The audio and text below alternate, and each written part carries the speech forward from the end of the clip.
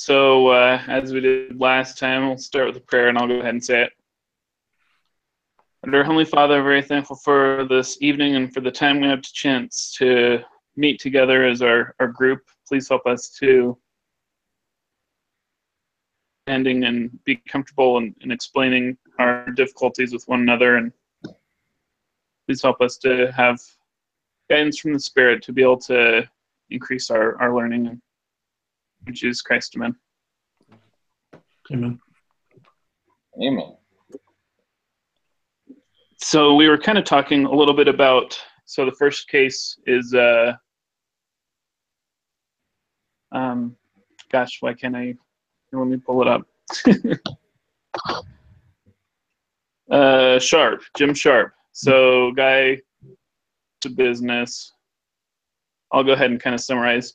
So he wants to purchase a business, but he doesn't necessarily know what. So he's looking for the businesses he wants to purchase, investigating his different routes for gaining the money to purchase the business and so on. And so there's a lot of information on what that process was like, and working with the current owner, and what the financials are going to be, and what his strategy and plans are to follow through with that. I was just kind of explaining to the guys on the line earlier, I'm having a little bit of a hard time with this case, like knowing exactly where they're wanting us to go. Pre-discussion survey, it asks you the question of where he should focus his time, right? So I'm kind of assuming that that's where we should be looking to decide, is this a decision case to focus his time? Is that what it is? That's how I tell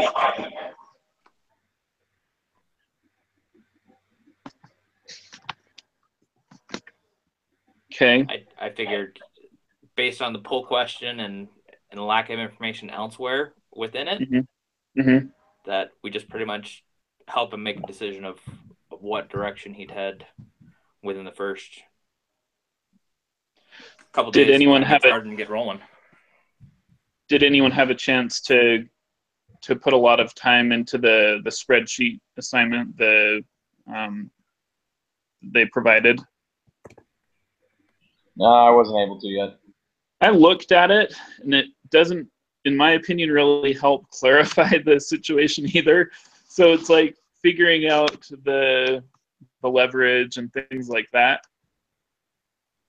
But again, maybe I just need to put more time into that. Maybe there's something else there that is revealing, that shows us where we can either find a flaw or what he really needs to do.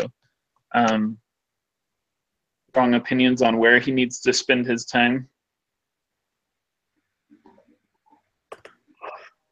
No, like I said before, I just felt like there was a lot of just real broad terms that I feel like he has a good plan, but I don't really see any specifics of his plan. That's all. Yeah. I kind of always lean towards people first. You take care of the people that work for you, and they'll take care of the customers. Yeah. Oh yeah, that's a good point. And so when that was kind of the very last. My focus to begin with was just saying, hey, let's focus on the employees and make sure that they have a good comfort with you at the helm, for Jim at the helm, and run it that way. And they'll take care of the customers, and then you can work on some of the back end aspects, tweaking pricing and things like that as you go. Yeah, I agree. The one thing in the... Sorry, go on. Say that again. I was just going to say, I didn't think about that, how the last sentence of the case study said all the people turned to him like, what's going on? So, yeah, that's probably the first thing you should focus on, is getting everybody on the same page, let everybody know he's not there to just fire everyone and sell off the assets. Yeah, because I'm sure that's what they're thinking. The only thing that I saw in the case that kind of supports that, and I agree with both of you, I think that he needs to focus on the employee relationship. So in the case, it talks about how all of the employees, or the majority of the employees, signed a petition to get rid of the why can't I think of the term?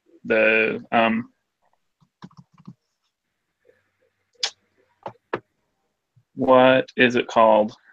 Let me go to the case here. The union. So all of the employees signed a petition to get rid of the union, but the previous owner, for whatever reason, didn't do it. So I'm thinking maybe that's to look at, and that's kind of what I was probably going to focus a little bit of time on, but I can't see that being like the biggest decision. But I was going to point to that and say, hey, if all the employees want to do that, you know, what would be the advantages and disadvantages of getting rid of the union? Right, because they said, what, every 3 years they go on strike? Mm-hmm. They said, like, the last one got pretty bad, like they threw nails out in the parking lots and crazy stuff like that. And then, how many employees are there? Did it ever say? It seems like it did, but I don't remember. Cause I thought they said that there was 20 people in the union. It was all in that it was getting weaker and weaker. So I agree that, you know, I think it would be something to dismantle. I don't know. I don't think it'd be above gaining the trust of the employees first, but I think it'd be definitely something to put effort into.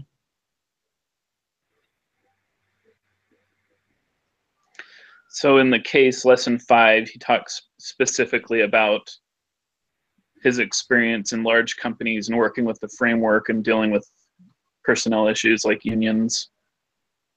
Here, see if I can find where it talked about the Teamsters union had been there for about 25 years, and during the past 15 had struck at each 3-year contract periods. So that's what you're saying, Michael. Every 3 years they go on strike.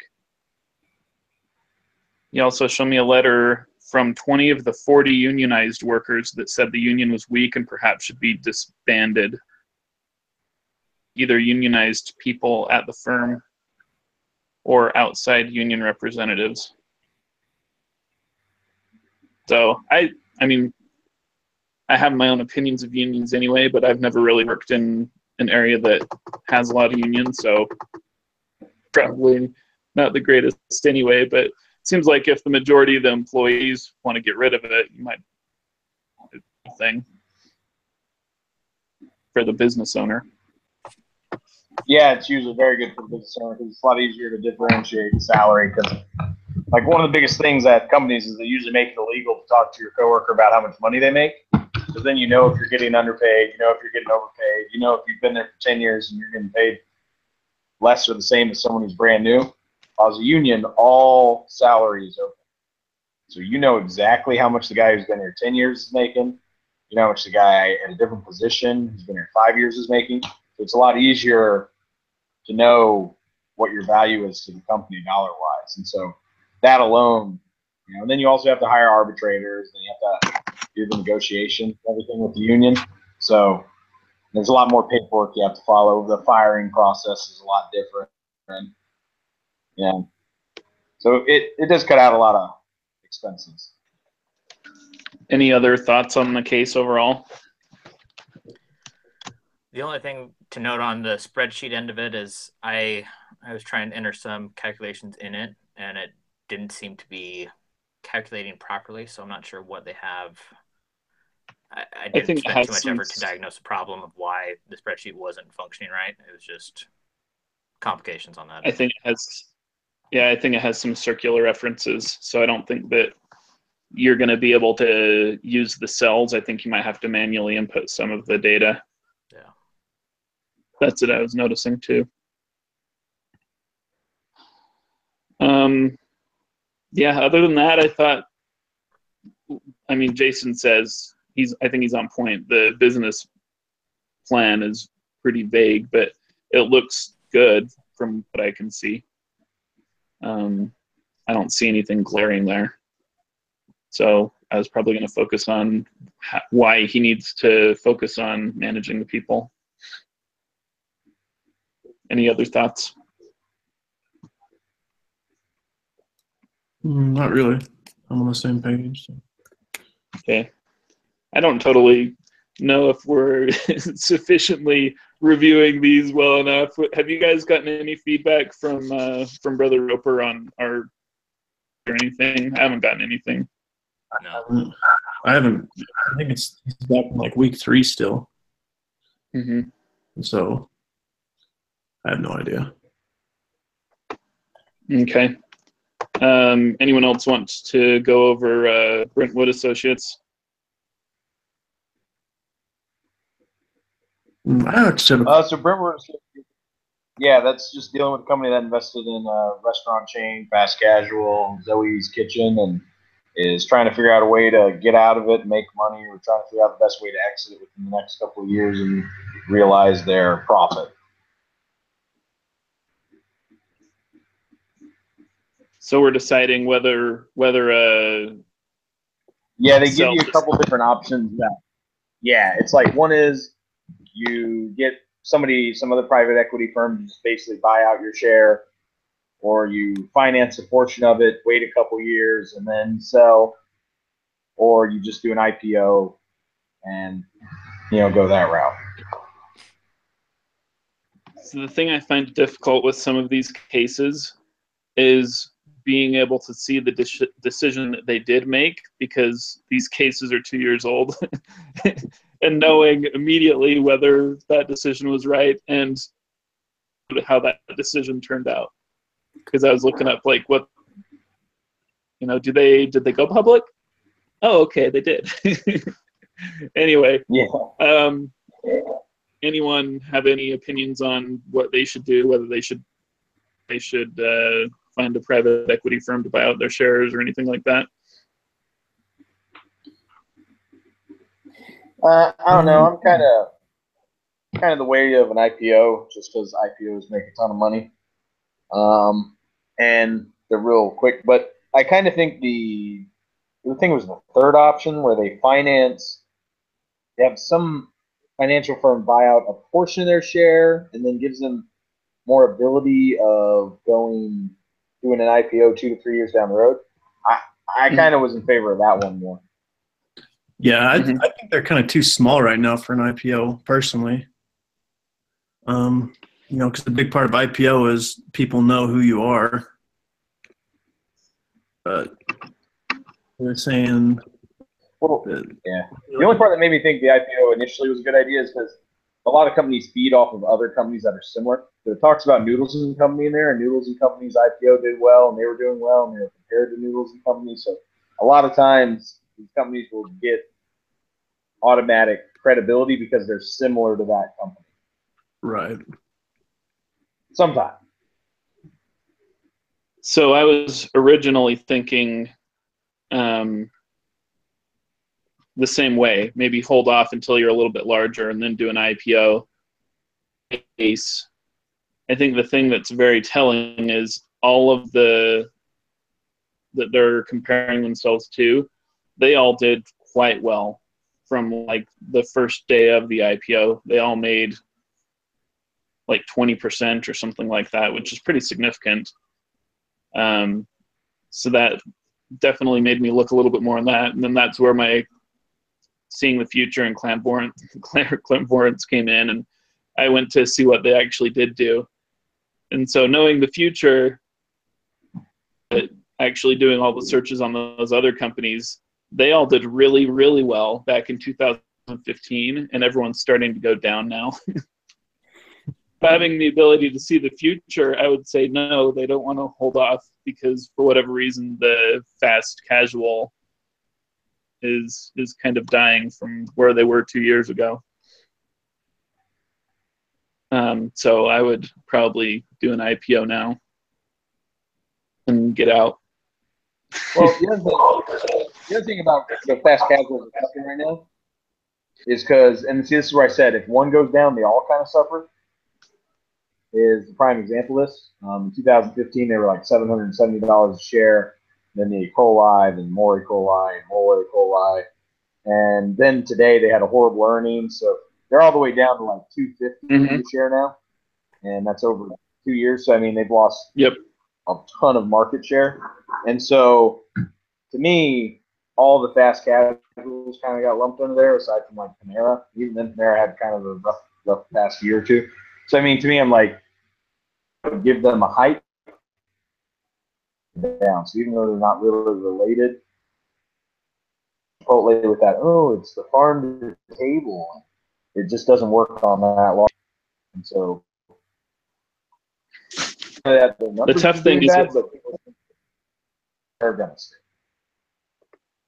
The tough thing is if I can't see the future, I think that I would probably wait to get bigger before I went public. But I think that the information supports whether they went public now or later on. I think they would do pretty well. The case talks about missing the opportunity, right? Kind of missing the boat. Talks about whether they're going to miss out if they don't snatch up all of the intrigue with the sector right now. I mean, again, knowing the future, that's kind of what's happened. But I don't know if we're supposed to consider information that we don't really. I don't think we're supposed to really consider that information. I probably shouldn't have looked it up, but I did. No, I usually don't look it up. I write my thoughts and then I look it up afterwards just to see if I was right or wrong. Yeah, yeah.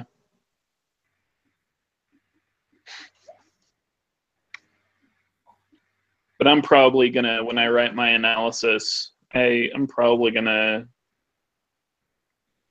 supporting kind of what we were originally talking about, that, maybe they're not big enough to do an IPO right now.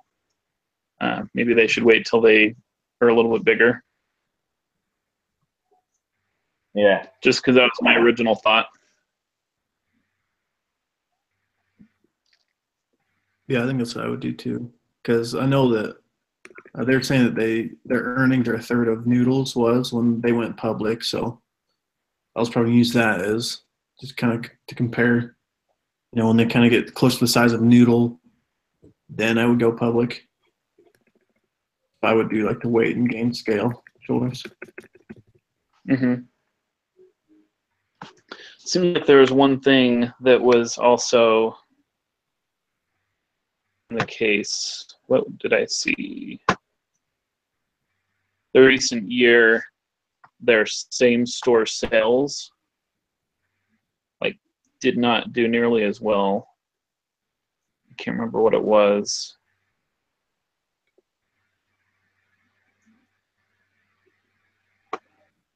Let's see where I found that. Can't remember if it was on a table that was comparing all of the stores increase.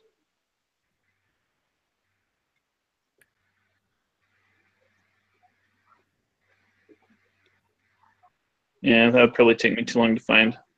But yeah, it seems like I found that this last year, they were doing double-digit same store sales increases, and then this year it dropped significantly to where they've been. So I'm not sure if they've expanded too rapidly, and so they are either kind of cannibalizing on themselves, or if it's the market, or just the managers within the stores as well. I don't know exactly. I'm probably going to dig into that a little bit more.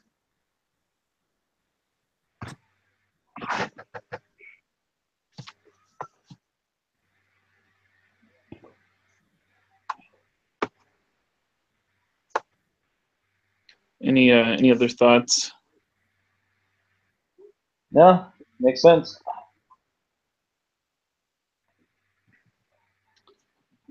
Anything else we feel like we need to bring up? Not really. Just looking at like the prep, it looks like we pretty much talked about everything on there. Okay. Well, I guess we can wrap it up then. Want to talk about anything else? On or off the recording? It can be off. It doesn't matter. They keep saying be prepared to share your spreadsheets with like their estimated company's value. How have you guys been doing their value? Could you clarify your question a little bit? So it asks you to prove the company's value using Excel. Have you guys been doing that? Not in every case, no. I don't think that it's necessarily warranted in every case. No, not every case. I don't try and improve. I think these ones will probably be a little bit more important, where we're talking about, I mean, that's really what the issue is what is the value of this business that this guy is going to buy, the factory, and then Louis' Kitchen, what is the value of the restaurant? I think that it's probably very applicable for both of these, but I haven't done it yet. Right. So how do you get the, how would you get the value? Was my question, like just for, let's say, the Zoes, because I can't remember, did they give us that? I'd probably have to look up a little bit of stuff from the past and do some Google searches. I know that there are kind of some standard formulas for valuation in terms of their sales versus their debt and assets, but I don't know the exact equation. Right. I know some of them are like revenue multipliers. Some of them, yeah, like you're saying, go off their debt and assets. So I just wonder if there's a certain one you use. No, I'm gonna have to do some searches online. Let's see here.